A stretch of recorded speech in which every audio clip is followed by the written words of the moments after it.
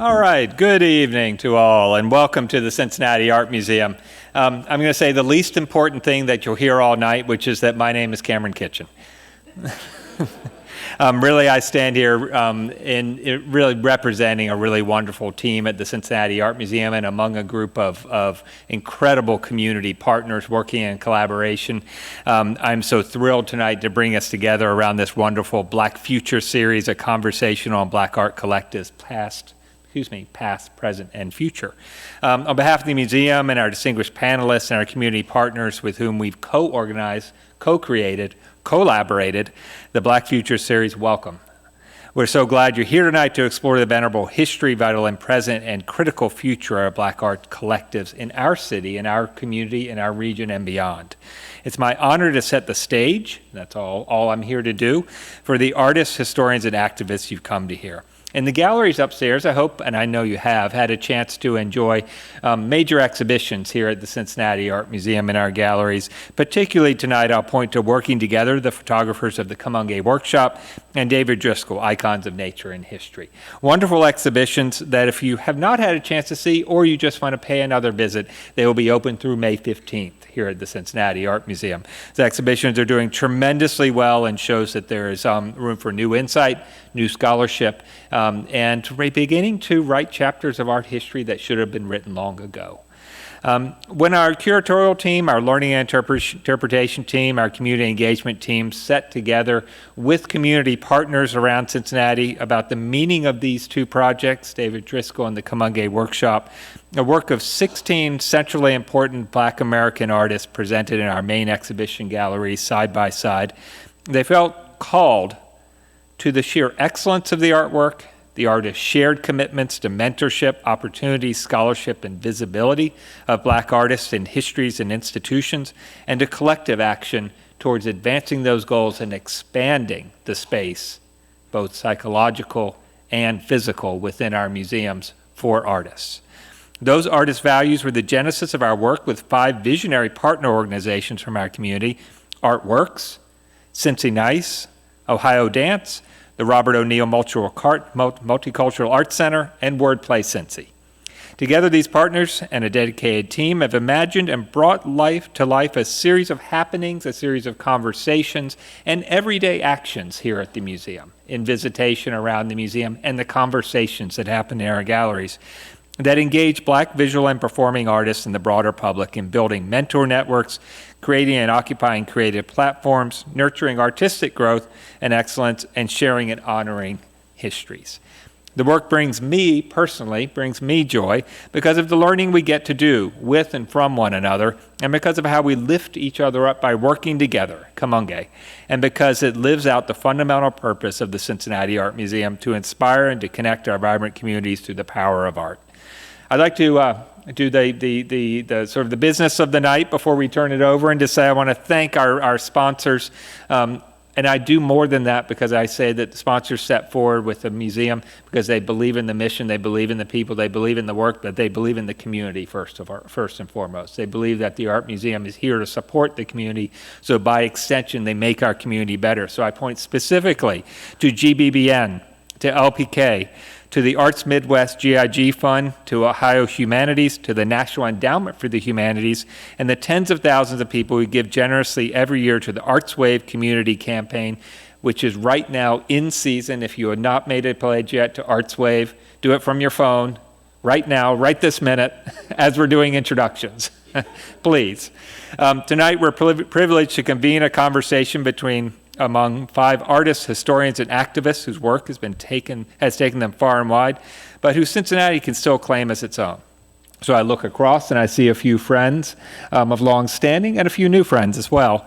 Jimi Jones, James Pate, Annie Ruth, familiar to us locally, are joined by Kamoinge Workshop photographer Buford Smith, who is with us from New York. Through Buford's work with the Kamoinge Photography Collective has long been centered in New York. He's a son of the West End. So welcome home, Mr. Smith.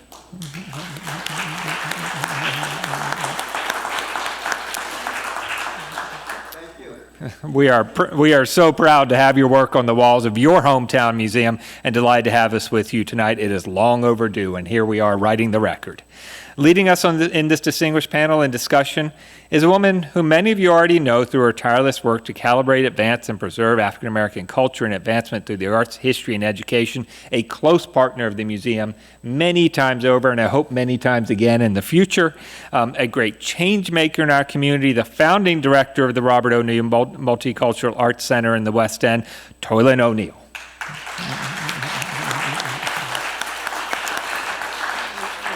So, Toilynn, I'm going to give you the 3-second advance, which is I'm about to turn it over to you. So with that, Toilynn, thank you for your work in bringing this discussion together tonight.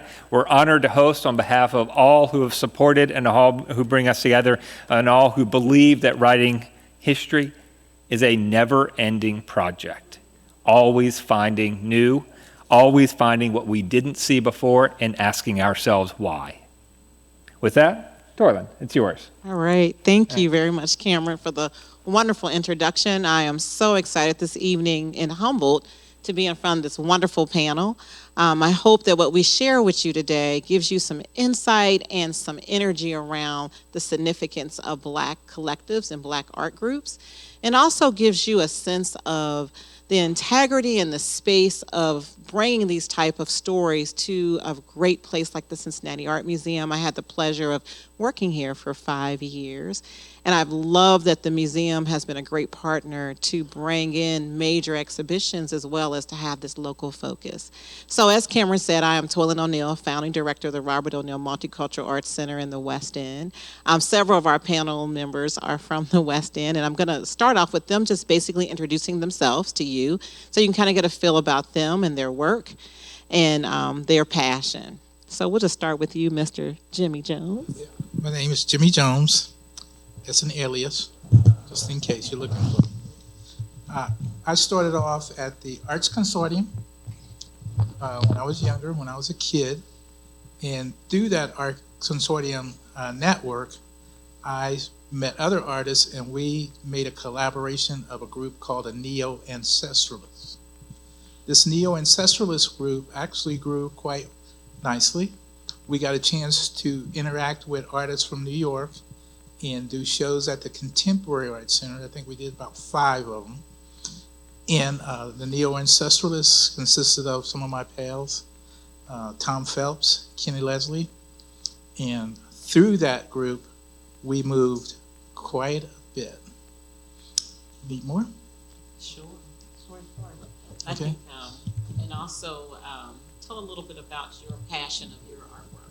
Well, my artwork didn't really start to move until I realized that I'm a designer.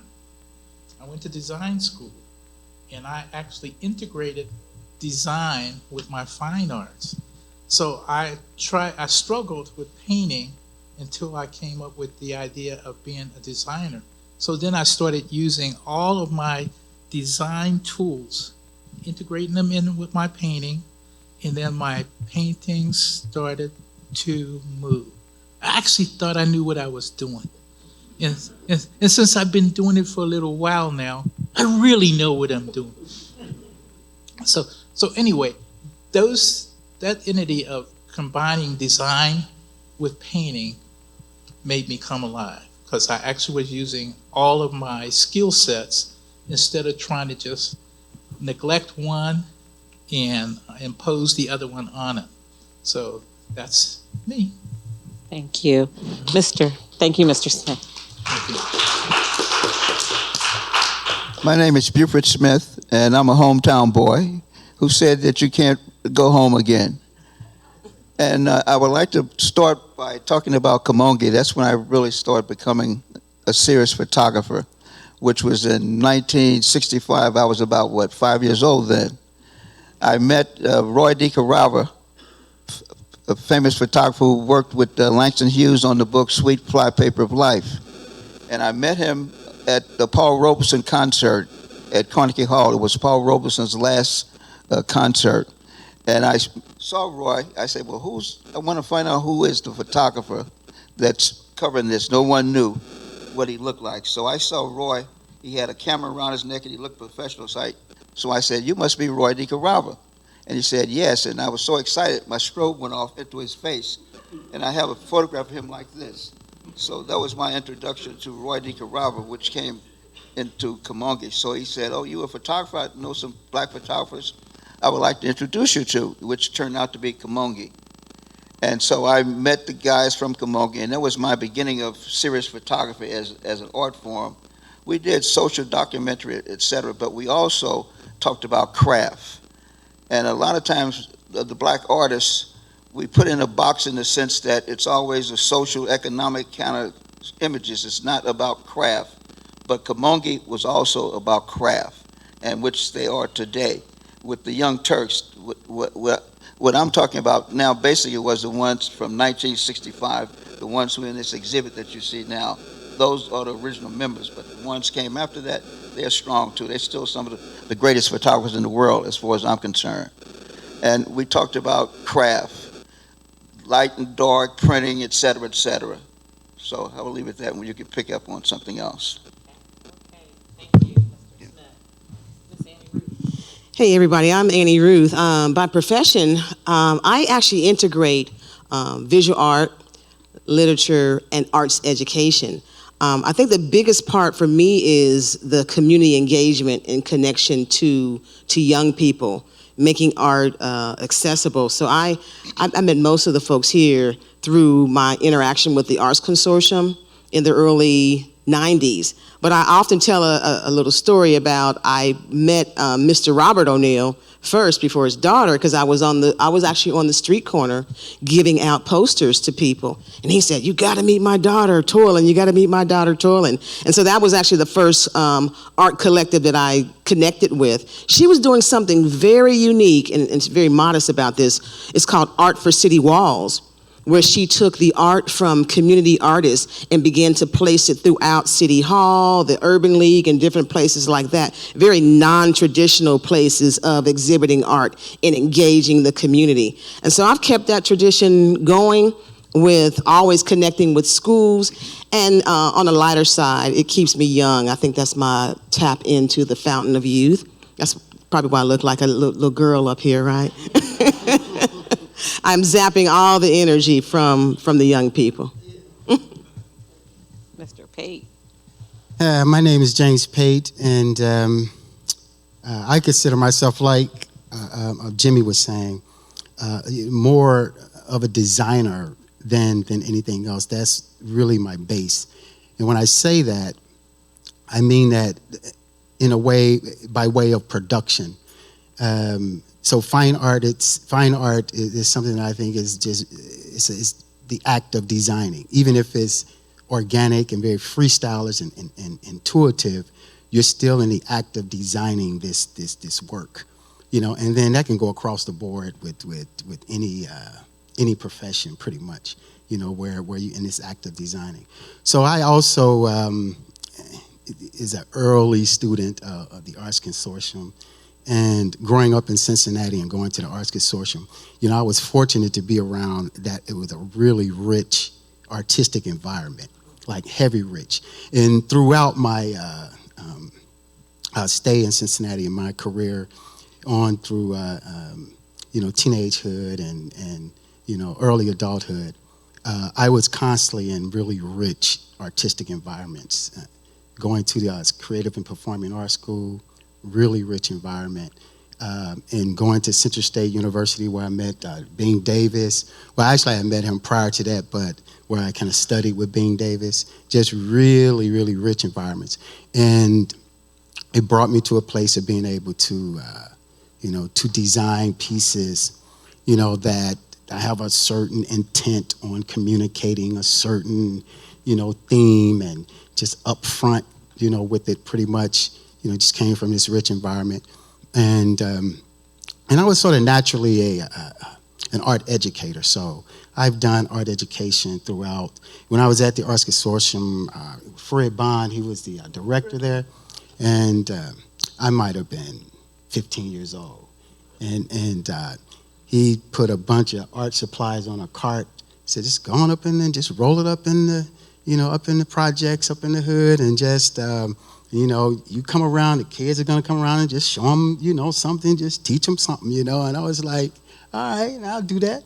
And next thing you know, I'm always like in a school environment, and I'll never give that up. You know, as long as I'm alive, I always make some time to be in a classroom or do workshops with, you know, with kids, and you know, because it is a lot of fun, and you do learn a lot. It's a very even exchange, especially when and I'll close with this, especially when you come to realize that with all of your skill, their imagination will trump that. Just so you have to like be aware of this, like, oh, I got to keep my imagination, you know, just wide open, because, you know, it's like I'm vulnerable to that, you know. So But James, you actually started my next question. So what I want to know is, how did these art collectives that you were part of and these groups impact how you feel as an artist, or your career movement, as well as how did they impact the community? And James, you kind of touched upon a little bit in yours. Anybody else want to chime in on how those art collectives really impacted? Well, I think the art collective was great because it helped me as an individual realize that you're one person. But if you get in with a collective and a group of artists that have a like spirit, like your own, it increases your outreach exponentially. So I think by working in a group, it teaches you two things.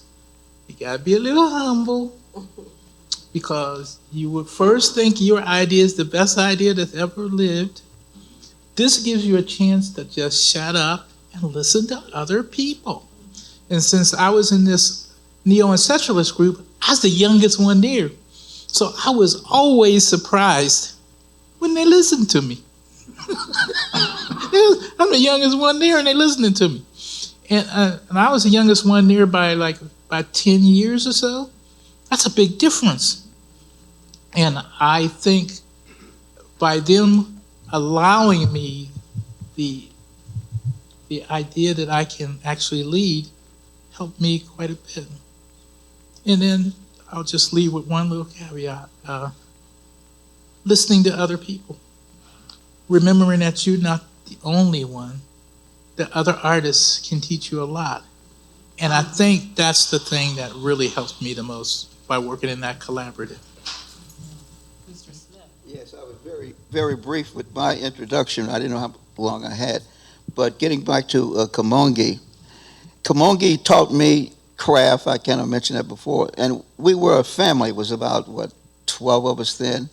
And when I came to the group, I showed photographs, and they looked at them and said, well, what is this about? You can kind of improve this. And I was a little upset because I kind of thought I was a little hotshot, arrogant then. But one of the guys, he'll remain nameless, he took my photographs and threw them across the floor and said, you got to do better than this if you want to become a member of Kamoinge. Because during that time, the 70s, 70s, black art was very powerful in Harlem during that time. You had the World We Had Women, of black women, and then you had Wawuse, a black collective of black males, and there was one female, Dinga McCanna. I don't know if anyone know of her. So it was a powerful group of black artists during this time. And in fact, Roy Dicaraga, the day that I joined Kamoinge, he resigned. And I said, God, do I leave because Roy resigned? So some said, no, don't leave, stay. So I stayed with the group, and I eventually became the president. And now I'm the president emeritus of Kamoinge. So now the Young Turks, they call me, come out to the house, and hey, Brother Buford, blah, blah, blah, blah. So I'm like the elder now, but I enjoy it. And now, as I was saying, that when I became president, I said, photography is also a business. It's good for us to sit around and talk about art, et cetera, et cetera. I say, this is a business. So I lobbied to get Kamoinge into a 501(c). So now Kamoinge is 501(c). They got a George Soros grant to do Photograph Katrina. So it's also a business. And I think that one of the best things I could do to Kamoinge is, turn it into a business also. But there's art and craft. And with the Young Turks, you got the digital stuff out here now. They say, okay, older members of Kamoinge, they say, okay, that digital, it's timely, but what happened if the digital camera breaks? What do you do then if your batteries dies? So that's also going. So there's a swing in Kamoinge with the old school and the new, but you gotta mesh it. Right. And I Embrace think that that's skill set. right now. There's more women in Kamoinge. The first woman who joined Kamoinge was Ming Smith, and that was back in like '72. Now there are about maybe 10 women in the group, and they have movers and shakers too. They got the brothers. Yeah, I got a photograph. You went out there and did this, so they kind of shaping up. It's the sisters got to set fire on them. Sisters is fire, right? So, Sister Annie. Okay. Perfect segue. Right, perfect Yes. segue. Let's talk about impact. Actually, one thing I want to kind of hit on that collective. One thing we miss about the collective is that it is an umbrella. And with under that umbrella come many. And oftentimes when you fall into a collective or you're working under that umbrella, it can actually get you through doors that you might not be able to channel through as an individual artist. You might be the greatest individual artist in the world, but sometimes it takes that umbrella to work under to get through the door. And if I am not remiss to say, I think one of the newest collectives that I'm a part of, I think I'm more of in the elder role of this collective, was the artist who did the Black Lives Matter mural during COVID-19, through the heat of the pandemic and the racial atrocities and trauma that we were witnessing. Did the mural, but it was so much more than a mural. It was a movement and a collective of various artists from various backgrounds and various levels, some just starting out. I think during that time there was a college student even in that collective. But the visionary, Landis Powell, was actually a banker who wrote a poem. So it actually took a banker bringing artists together with that vision to move forward. So there's some growth through that, but it's very empowering. It's empowering economically. During COVID, when jobs and the economy was shut down, this was income for people. So being under that umbrella is so crucial. Yeah, definitely. Yeah, the artist spirit is broad, My first experience, was with the group Grid. You remember Grid? Yeah. I was, 18-year-old, and Jimi Jones, you guys were, it was you, it was Phelps. Phelps, yeah, Phelps was in that group, Tom Shaw was in that group, and by Jimmy being a graphic designer, he worked for P&G, and he went and showed me all of P&G's technology.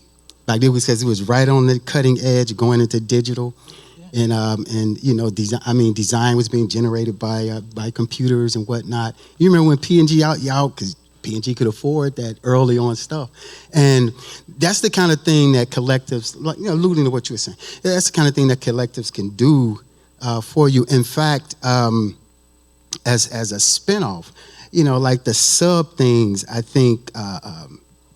Or opportunities for fine artists, and that is, I think that more of us should collaborate and do more duets and trios, and quartets, to end up with something totally different because the four of you got together and did either a body of work or a single piece of work, where you work it out in a way that musicians do or that dancers do, and other art forms, that sort of collaborate, and you just, you figure out a way how to design that piece, and there's a lot of different ways, you could do that and approach that, and just to see what will happen, see what kind of vibe you bring as fine artists. I think.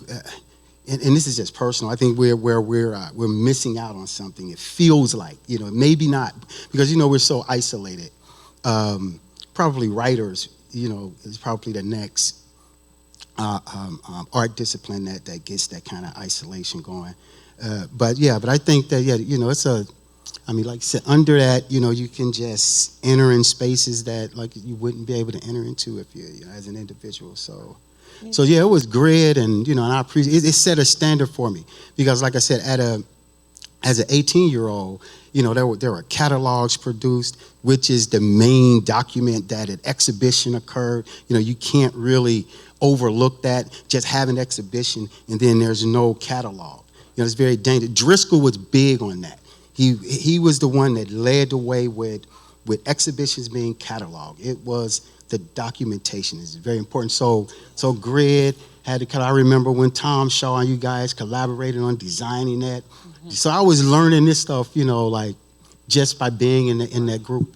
Right. Yeah. I think it's a super important piece to really look at how the group helped the artists, but it also impacted how the community grew from those stories, right? So the art represented a piece of unity for the artists, but it also represented a storyline that you wouldn't have saw if it wasn't a collective. Right. Individual artists are definitely do powerful work, but the piece of bringing a multitude of voices and thoughts together so that people can really see the story of what Kamoinge did in the community and documenting what history was about. So did you have one more thing to say? Sure. Piggyback on what you said. If you want to see that grid book that we did way back, it's upstairs in the library. Nice. It's up there. Most everything I do, I document. And I gave most of it to the library upstairs. So Glad they accepted it. I'm just glad you reminded me of that because that's been a while ago. And that was before Neo-Ancestralists, right? It was way before. It preceded it. So. Yeah. Right, you're right. So it taught me. No, go ahead. No. It taught me that you can work together. Yeah, absolutely. And you can work together very effectively. And it's up in the library right now. So it lasts. Definitely. That documentation lasts. Thank you, Jay. Definitely. Sorry. Mr. Smith? No. Because I want to piggyback on what you just said about. Got to put your mic up. Thank you. Modern technology. About the book. Kamoinge did a book about 5 years ago called Timeless. Anthony Barbosa and Herb Robinson were the ones who got that going. So there are photographs from the 60s and 70s that, Kamoinge did. So that's about business and history. And also that there's another book out, Kamoinge did it called not Sweet Breath of Life. I can't remember the name of it. That's please forgive me, Frank Stewart. Frank Stewart was the editor, and he got that on the road. So there's things that Kamoinge did over the years and are doing, and it's the premier group of black photographers. It's the cutting edge, and as I said, we do social documentary, but it's also about craft. That's all. Definitely. So I want to give you guys an opportunity to engage with our panelists and ask questions. We have some staff, Art Museum, wonderful folks that are going to have a microphone because we are recording this today. And so therefore that people can see this history after we are done. So if anybody has any questions, if you raise your hand and you have questions for our panelists about their work or about the collectives, we will more than entertain those now. Anybody? Yes. Here she comes. I'm not going to stand. I have a loud voice. That's okay. So, I would have put makeup on. So, my name is Lisa Smith. Buford Smith is my godfather. And you mentioned working under an umbrella, which I really like the idea of that because I used to write poetry and it started from just whatever mood I was in. That's when I wrote, and I wrote the best. I wrote the best when I was like going through a depression or something of that nature, like losing my brother. I wrote a poem like in a few minutes. And now I have two sons that want to write scripts. So they're very creative too. This is something that was new to me that I didn't know about that. So I'm glad you mentioned that umbrella thing because I guess if I I may tell them about the arts custodium and everything. I've never taken them down there, which I should have, because I grew up on all of that. But introduce them to other Black artists that I've seen, so that because maybe that'll help them network with what they're trying to do. Because I believe writing is an art as well. Definitely. So yeah. Definitely. So, and that's all I wanted to say. I just like the fact that you mentioned that umbrella, because so many people are on a road to doing things alone, and nobody works collectively anymore. Right. Yeah. I will say, unfortunately, the Arts Consortium was disbanded, and that's why Miss O'Neal Turner is working really hard to push the Robert O'Neal Multicultural Arts Center out in the community. But in the meantime, those umbrellas exist in many different places. Another umbrella that I was also able to tap into was sometimes most of the major arts organizations will have education departments. And the other piece that is really, really essential right now is the arts and health, or the arts and healing movement. That's something that spans internationally. And so your art form can touch through hospitals, and even through faith-based organizations. You can have those same umbrellas that get the collective together and get your work out there to help the individual artists as well as the collective too. Definitely. And we will have some mentorship-based programs at the ROMAC. And, we continue to partner with the mainstream arts institutions to kind of make that happen and get the word out. But we definitely, this is the family here of artists that are pioneers as well as leaders in some of these spaces. And so you're meeting them. And so after here we have a reception, you can network with them as well.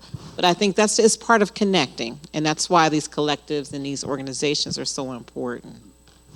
Do we have anybody else? Oh, Toilynn, and yes. Also of this organization, Cincinnati Art Museum. Thank you for bringing this here.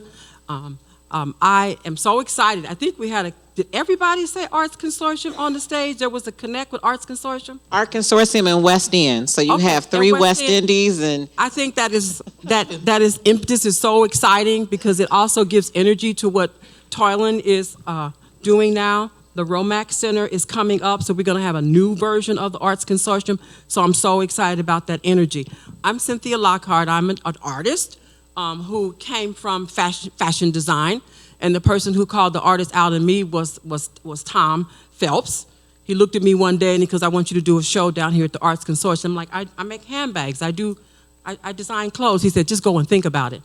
So that's when I became an artist. I had a fashion design background and what have you. So possibilities are unlimited.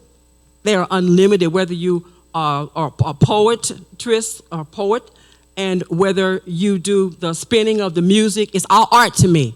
It's all art. Doesn't have to be just art on the wall. But I want to know about some of the times, the artists, those periods that you go through when you're challenged. I want to hear about that, because I know we've all been through it.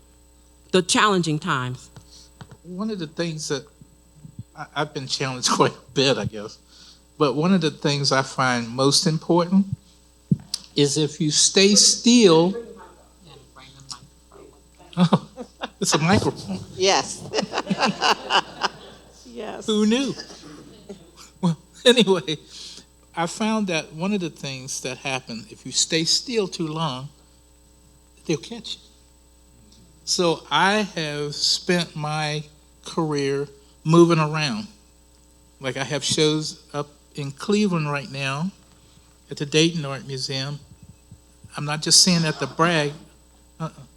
In fact, James and I are in that same show. But I'm not saying that to brag, but I'm just saying that sometimes you can be awful stagnant. So a good thing to do is go someplace where you are not known, not comfortable, and find new people, find new energy, new people to help you. That's how I overcome that stagnation. I don't know if that answered your question or not. Anybody else want to? Well, I'll tell you, every piece is a challenge for me, I'll be honest with you. Because you get to a place where you go through different periods when you're working on any given piece.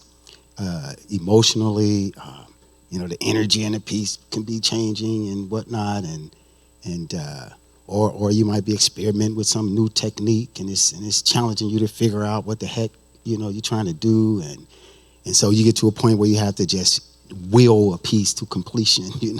So the challenge, man, is like just with any given piece with me. Like I said, I'll be honest with you.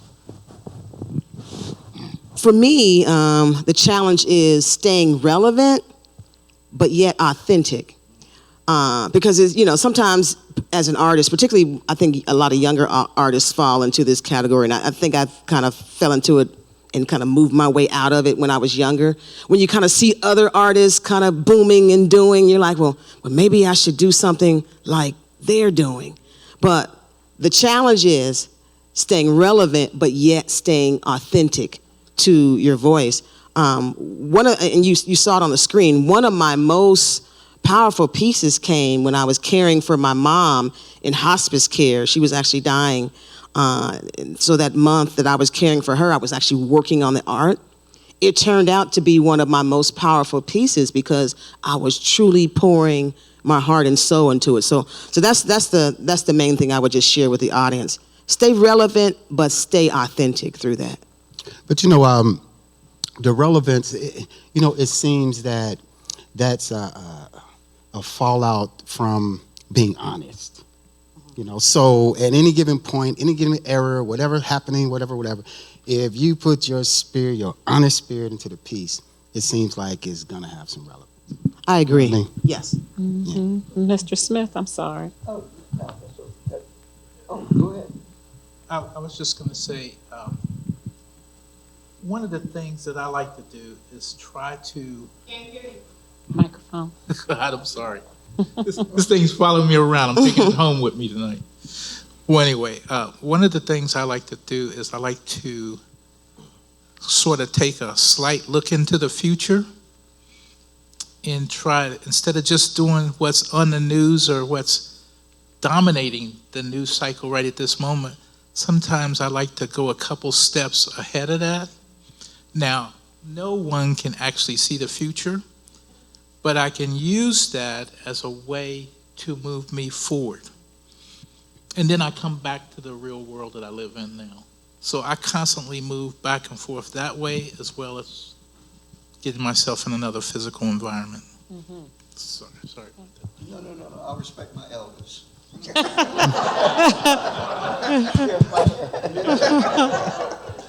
You got to get your microphone.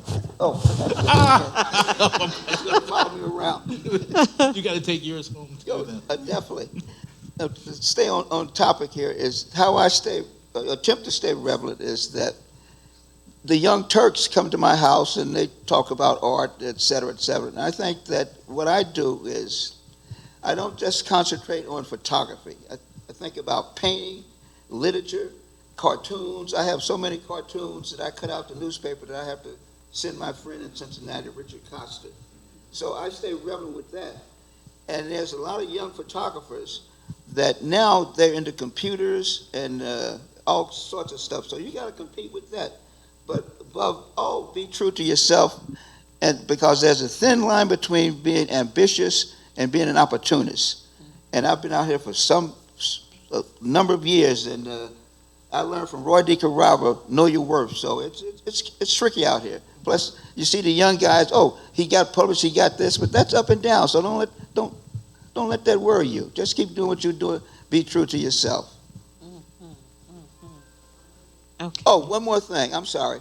That I think all artists or whoever, painters or whatever I consider it all art, give yourself a one-person exhibit every now and then. What I mean by that, put all your work out in front of your living room or wherever and look at it and say, okay, this is good. Oh, someone else is doing this better. I think that's important.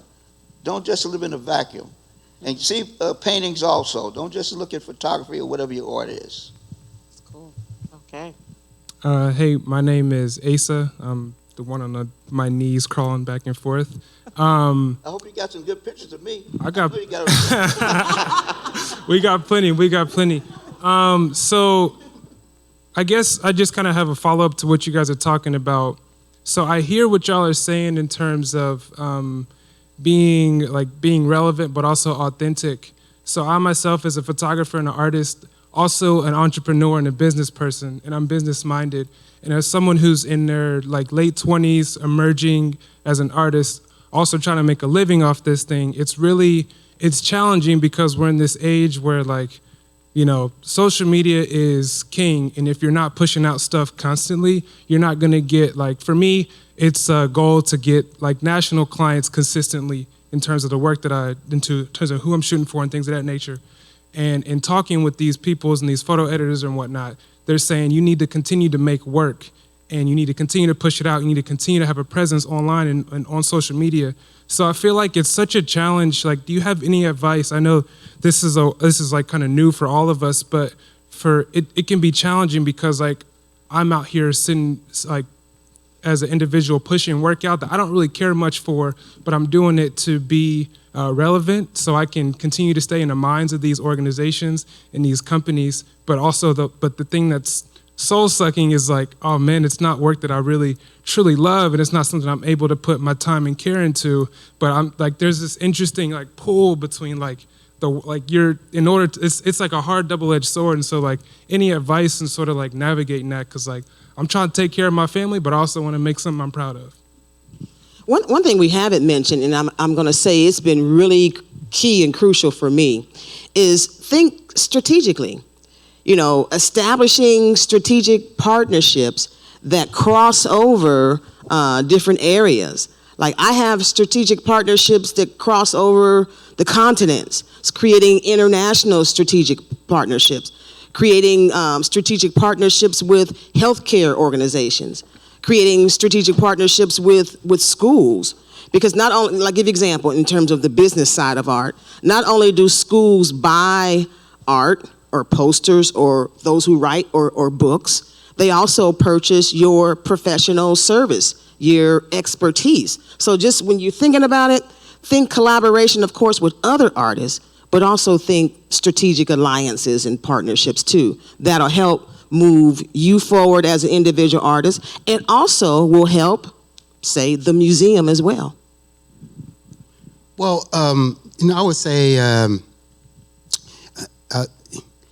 the many different things that you're doing, those are acts of expression, right? So you're expressing yourself as a business person, as a marketer, as one that's riding this wave of social media, and you're getting your content out there, your art and whatnot.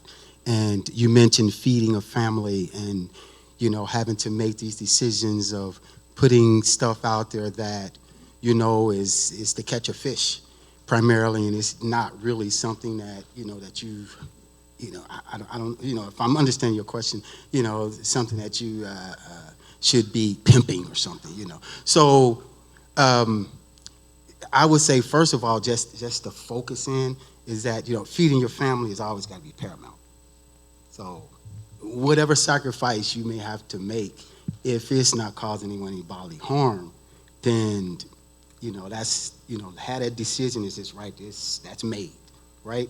And then just go on to continue doing what you're doing. Because you understand, the navigation, better than anybody else just by just listening to you. You're engaged, you're involved, and you know how to do this. And I don't know if you have a team or plan to form a team that do a whole bunch of stuff by way of, your marketing, in this marketplace. But yeah, just keep doing what you're doing and just have You mentioned that you got to eat. I'm sorry. Yeah. Respect my elders. Go ahead. No, I was trying to segue into what you were saying. You mentioned that you were an entrepreneur. Another thing that's important is that I'm quite sure you're familiar with the what is it, AFT art or something like that? NFT. NFTs. Yeah, right. So you got to be attuned to all that. In fact, my son Cesar is getting me involved in that. I said, well, you know what? I'm old school, but I graduated to Instagram. Now you're taking me to this AFT stuff. NFTs. That's all. Can I just add something before you? It sounds like the battle that you're going through, I had to go through that also when I told you before that I was a designer. and also I was doing fine arts. And this might not sound authentic, but this is kind of one of the things that you do, is sometimes you have to be more than one individual. You might have to say, hey, I'm a designer or a marketer or whatever. And then sometimes you might just say, I am an artist. And the art should not be affected by the marketing. And then after you've done these two separate entities, bring them together. But I think it's really difficult to think of all those things being the one person, because you put too many restrictions on yourself. So do the one where you don't have the restrictions, do the other one where you do, and then slowly integrate them into one thing, and you might have just a little bit more success because you're not struggling. Mm-hmm.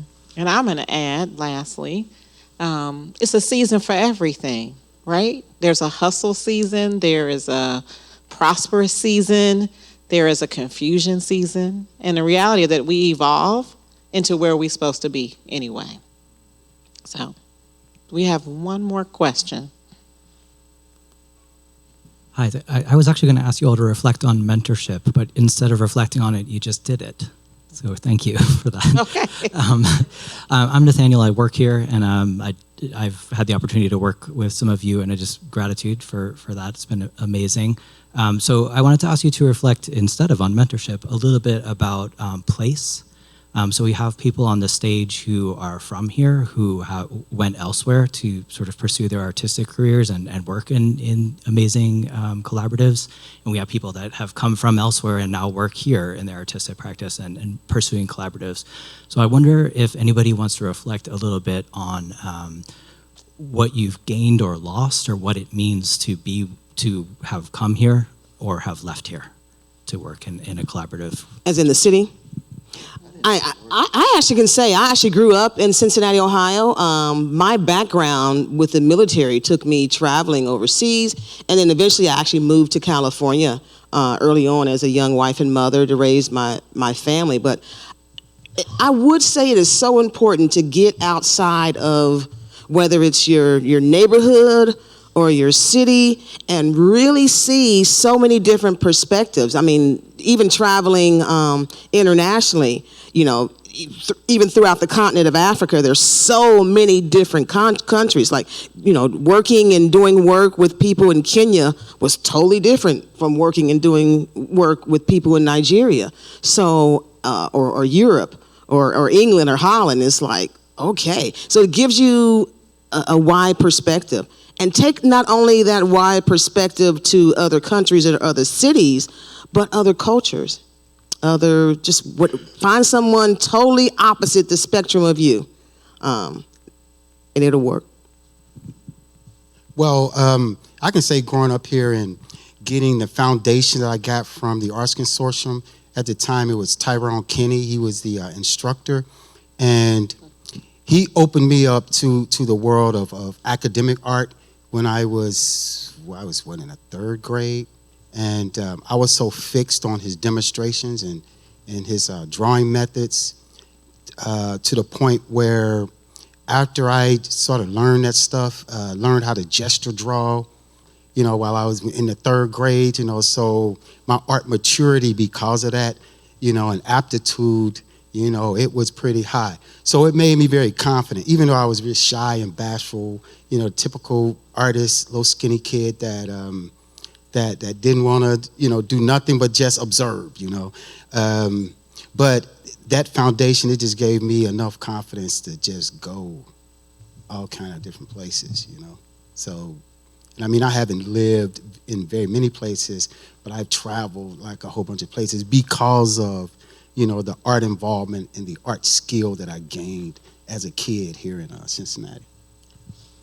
I didn't hear Nathaniel's question, but I'm just parlaying on picking up what you two have said, that I was born in Cincinnati, Ohio, lived in the West End, and one of my art teachers from, I forget what school it was, she noticed that I could draw pretty well. I guess all kids 15 and 13 or whatever can draw, even earlier than that. And she gave me private lessons for a while. Then I sent some of my drawings off. I got an ad out of a newspaper, and they said, "Oh boy, you're great. How about taking this course?" So they came to the house. I never told my parents about this. Guy knocked on the door, and they looked, "What do you want? You know, your son just won a scholarship." They said, "A scholarship for what?" "For art." But there was a catch to it. They had to pay. I forget how much it was, but they said no. It, didn't go for that.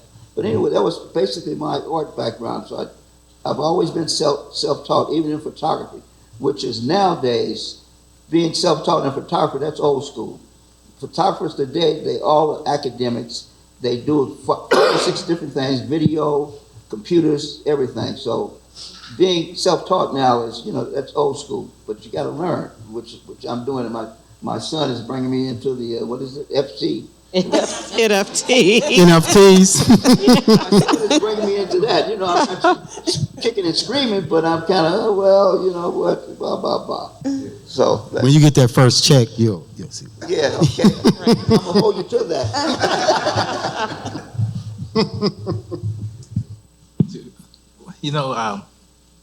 With the microphone. I will take this home with me, I guarantee it.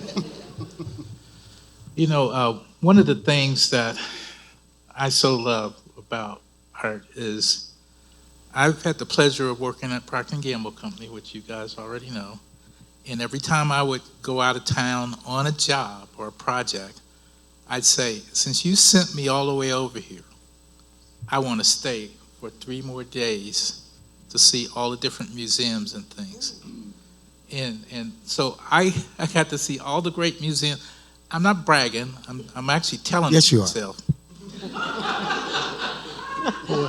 Well, I'm old, so since I'm old, I can brag on myself a little bit. Well, one of the neat things about that is when you travel all around the world, you get these different perspectives. And if you're a kid from the West End, that was my whole entire world right there. And I'll tell you, nobody told me I was poor because I enjoyed myself so much. And then when I got out of Cincinnati, I said, wow, it's a big-ass world out here. Excuse me, I got the mic. And so since it is such a big world out there, I've always taken that to heart, where I embrace all the people I met from the past and all the new people I'm gonna meet in the future. So it is no fear involved in moving around and finding other people. So I am very thankful that you guys all came here tonight, and I appreciate it. And that was my phone, which puts me into this century with the rest of you.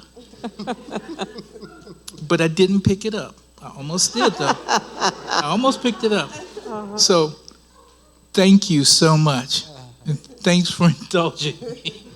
Oh, thank you. So I am, again, very honored to have been here with this wonderful panel of friends, new friends, Mr. Buford. Thank you for coming from New York and celebrating this evening with us. And thank you all, as Mr. Jimi Jones said, for coming out this evening. I hope you were enlightened and learned something new.